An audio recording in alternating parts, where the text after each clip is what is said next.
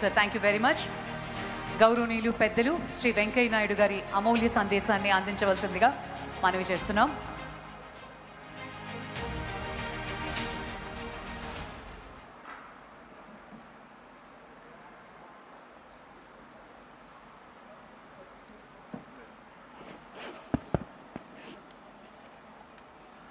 అందరికీ నమస్కారాలు.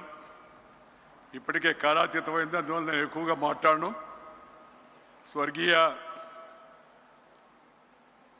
నందమూరి బసవతారకం గారి ప్రేరణతో, కోరికతో ఈ మహోన్నతమైన సేవా సంస్థను నిర్మాణానికి పూనుకున్న స్వర్గీయ శ్రీ నందమూరి తారక రామారావు గారికి వారి స్మృతికి నివాళులు అర్పిస్తూ, ఇద్దరి స్మృతికి, ఆ తర్వాత ఈ ఆసుపత్రి ఏర్పడమే కాకుండా ఇది మంచిగా జరుగుతూ అందరికీ అందుబాటులో ఉంటూ సరసమైన సరైన వైద్యాన్ని ప్రేమపూర్వకంగా అందిస్తున్న వైద్య బృందానికి, ఇతర సిబ్బందికి, ఈ ఆసుపత్రి నిర్వహణకు ప్రస్తుతం మరి అధ్యక్షుడిగా ఉండి నడిపిస్తున్న శ్రీ నందమూరి బాలకృష్ణ గారికి, శ్రీమతి అమ్మాయి బ్రాహ్మణికి హృదయపూర్వక అభినందనలు, మనందరి తరఫున వారికి అభినందనలు తెలియజేస్తున్నాను. మంచిగా దీన్ని ఇలాగే అమరావతికి వ్యాపించడమే కాకుండా అందరికీ కూడా అందుబాటులో ఉండేట్టుగా మరింత దగ్గర చేసే ప్రయత్నం చేయాలని చెప్పి నేను కోరుతున్నాను. నేను ఒకే విషయం చెప్పదలుచుకున్నాను.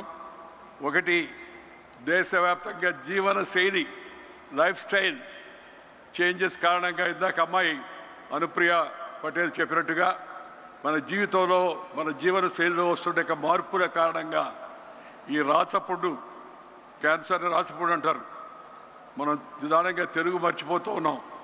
ఇందాక మన శ్రీ చంద్రశేఖర్ గారు, మంత్రి గారు మాట్లాడుతూ ఉంటే నాకు చాలా సంతోషం వేసింది. ఇంత అమెరికాలో ఉండి ఇంత అద్భుతమైన తెలుగు భాషా పరిజ్ఞానం, విజ్ఞానమే కాకుండా పరిజ్ఞానం కూడా కలిగి ఆ భాషా మాధుర్యాన్ని మనకు వినిపిస్తూ ఉంటే నాకు మనసులో ఎంతో సంతోషం కలిగింది. ఇవాళ ఈ యొక్క శ్రీమతి బసవతారకం క్యాన్సర్ హాస్పిటల్కి మొదట విరాళాలు ఇచ్చిన వాళ్ళందరినీ కూడా నేను హృదయపూర్వకంగా పేరు పేరున అభినందిస్తున్నాను. అలాగే శ్రీ పోరవరపు రాఘవరావు గారు, శ్రీమతి పోరవరపు తులసి గారు మొట్టమొదటి ఆ రోజుల్లో రామారావు గారి హయాంలో ఈ ఆసుపత్రికి వారు ముందుకు వచ్చి సహకరించారు. ఇప్పుడు దేవయ్య గారు, వారి సతీమణి ఇప్పుడు మనకు మళ్ళా వారు కూడా ఈ యొక్క సహాయం చేసే బృందంలో చేరారు.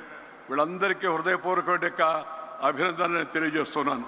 నేను ఈ ఆసుపత్రికి అప్పుడప్పుడు వెళుతుంటాను, నా కోసం కాదు, ఇతరులు పేషెంట్లు వస్తే తెలిసిన వాళ్ళైతే, మరి దగ్గర వాళ్ళైతే తీసుకెళ్ళడం కోసం. డాక్టర్ సెంధిల్ రాజప్ప గారు, డాక్టర్ సుబ్రహ్మణ్యేశ్వరరావు గారు, డాక్టర్ కృష్ణయ్య గారు, అలాగే వీరి సిబ్బంది అంతా కూడా అద్భుతమైన సేవలు అందిస్తూ ఉన్నారు. అన్నిటికన్నా ముఖ్యంగా కావాల్సింది ఏంటంటే, మన పెద్దలు చెప్తూ ఉంటారు, వైద్యం, విద్య ఈ రెండు కూడా ఒక మిషనరీ స్పిరిట్తో పనిచేయాలని. It's a mission with passion for the sake of nation. No omission, no commission and no remission. It should be like a mission. ఈ మిషనరీ జీల్తో ముందుకు ఈ ఆసుపత్రిని తీసుకెళ్తున్నందుకు వారి వైద్య బృందాన్ని అందరినీ కూడా నేను హృదయపూర్వకంగా మరొకసారి అభినందిస్తున్నాను. ఆఖరిగా ఒక మాట చెప్పి ముగిస్తాను. ఇందాక మంత్రి గారు చెప్పినట్టుగా దేశవ్యాప్తంగా ప్రజలందరికీ ఈ క్యాన్సర్ టెస్టులు చేయించడం అవుతుందో అది ప్రభుత్వ కర్తవ్యంగా కేంద్రము, రాష్ట్రము ఇద్దరు కూడా ప్రాధాన్యతలో అందరికీ ఈ పరీక్షను తప్పనిసరిగా నిర్వర్తించేట్టుగా చూడవలసిందిగా నేను కోరుతూ ఉన్నాను, సలహా ఇస్తున్నాను.